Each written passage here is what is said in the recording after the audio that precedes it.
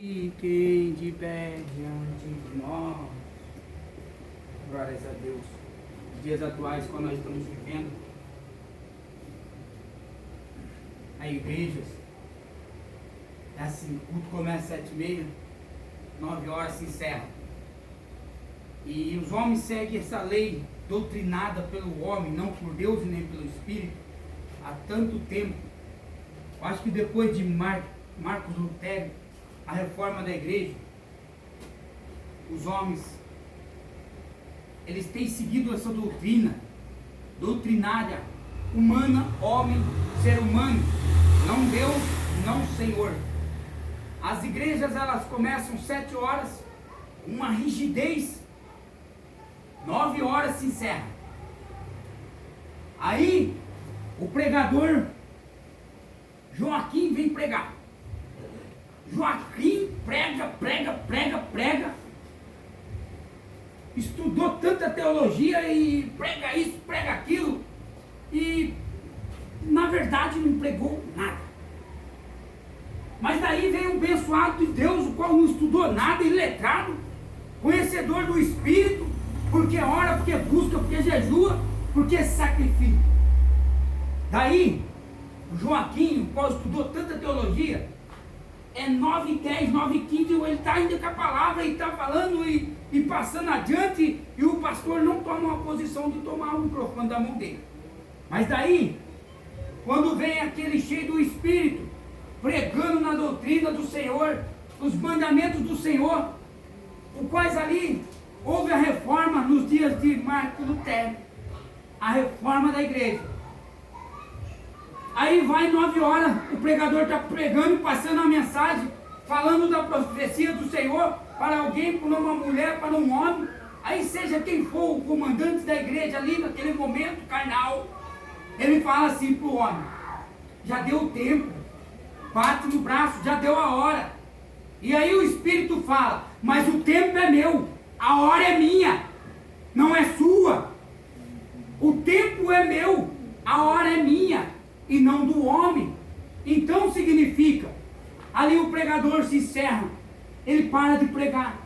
Por quê? Porque ele foi impedido pelo ser humano homem, pelo ser humano, carne. Porque se o Espírito, a palavra diz, aonde o Espírito de Deus está, a liberdade do Espírito. Essa doutrina carnal da terra, esse negócio tem que acabar 9h, encerra o culto, passa o microfone, isso, aquilo, é carnal, é humano, não é de Deus. Mas quando o homem entende que se o Espírito está no lugar, é 9h30, que ainda o Senhor continua a falar, meu Deus, porque se ele está no ambiente, ele pode fazer o que ele quiser, ele pode curar, ele pode salvar, ele pode transformar, ele pode libertar. E nos dias atuais, é isso que tem acontecido. O que está precisando acontecer no final dos tempos? Uma reforma novamente na igreja. Uma nova reforma sobre a face da terra, o qual vai ter que inundar todas as igrejas sobre a face da terra. Uma nova reforma para que o homem entenda que o dono do tempo é Deus, que o dono do tempo, Kairos, pertence a ele e não ao homem carnal. Por quê? Porque o Espírito não está podendo agir como ele quer sobre a face da terra, porque está tendo muito impedimento, muitas barreiras, o qual o Espírito não está podendo pronunciar o nome dele conforme ele quer, conforme ele quer agir. Se nós estamos vivendo o final dos tempos, o Espírito quer pronunciar a sua palavra, porque nos dias de Paulo, ele pregava 9h do Evangelho, ele pregava 8h do Evangelho. A igreja primitiva de 2024 anos atrás não prega como pregam hoje, 1h, louvor, 4 louvor, 3 louvor, uma palavra de meia hora, 40 minutos e encerra o culto. E o irmãozinho que deixou de ouvir os 45 minutos do segundo tempo, caiu, se desviou e foi para o inferno, porque não ouviu a palavra. Por quê? Alguém impediu da palavra ser falada ao ouvido dele no último segundo do segundo tempo da sua história. Então, o tempo é de Deus e não do homem. E nos dias atuais, o qual estamos vivendo, temos visto muito isso. As doutrinas carnais sobre a face da terra, o qual o homem quer mandar mais do que Deus, o qual o homem quer apanhar regras mais do que Deus, quer apanhar regra no espírito, como num cavalo, quer apanhar um cabresto no Espírito Santo, como se fosse num burro, num cavalo, para guiar. O homem não pode guiar o Espírito, quem guia ele é ele próprio, é ele quem guia o homem. Se ele quiser fazer de um jeito, será de um jeito. O avivamento precisa de acontecer, mas desta maneira, o qual muitos estão fazendo, estão impedindo o Espírito de Deus. E o Espírito de Deus, do Espírito Celestial, vai fazer tomar uma nova forma a igreja sobre a face da terra, para o Evangelho ser pregado da maneira o qual ele quer pregar. Glória a Deus, Pai.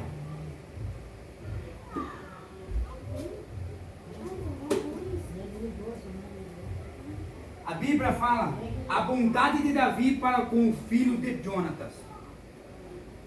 Disse Davi ainda a alguém que ficasse na casa de Saul, para que ele faça bem por amor de Jonatas.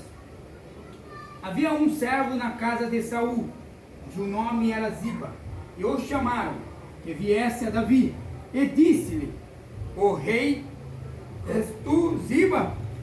Ele disse: servo teu. Disse o rei: não há ainda alguém da casa de Saul, para que use com ele de beneficência, de benevolência, de amor, de caridade, de Deus? E disse Ziba ao rei: ainda há um filho de Jonatas, aleijado de ambos os pés. E disse-lhe o rei: onde estás? E disse Ziba ao rei: eis que está em casa de Maquir, filho de Amiel, em Lodebar. Em Lodebar. Então mandou o rei Davi e tomou da casa de Maquir, filho de Amiel, de Lodebar. Vindo Mefibosete, filho de Jonatas, o filho de Saul, a Davi, se prostrou com o rosto por terra e se inclinou. E disse Davi: Mefibosete. Ele disse: eis aqui teu servo. A palavra do Senhor vai dizer que Davi perguntou se tivesse alguém da casa de Saul para poder fazer alguma benevolência, algum amor, usar de caridade ali por amor de Jonatas, o qual era uma amizade verdadeira, Jonatas e Davi, uma aliança com os dois fez. Se alguém ficar da minha casa, tu os abençoa. E se alguém da minha casa também ficar, Davi, tu os abençoa. Ali, Jonatas morreu com o seu pai, Saul, mas ficou Mefibosete. Quando aconteceu a guerra, ali a carruagem, quando ele caiu do colo da babá, o qual quebrou ambas as pernas. Quando Davi perguntou para Ziba, era onde ele cuidava. Ele pegou todas as coisas de Mefibosete. Mas logo quando perguntou, como ele está? Ele é ambos aleijado dos pés. Jogou logo o problema que ele tinha na cara do rei. Ó rei, ele é violento, rei. Ó rei, ele é ruim. Ó rei, jogou o problema de Mefibosete na cara do rei. O rei não quis nem saber, mandou chamar. Chamou, como ele era da descendência de alguém que era da descendência real, se ele ficasse vivo em Israel, ele poderia tomar o trono como rei. Mas ele era aleijado de ambos os pés. E mesmo aleijado, se ele conseguisse arranjar homens valentes para guerrear por ele, ele se tornaria o rei. E quando mandou chamar ele, ele pensou que ia matá-lo. Ele pensou que ia destruir, acabar, aniquilar com a sua descendência. Mas Deus é Deus de misericórdia. Deus é Deus de amor. Deus é Deus de perdão. O que Ele mais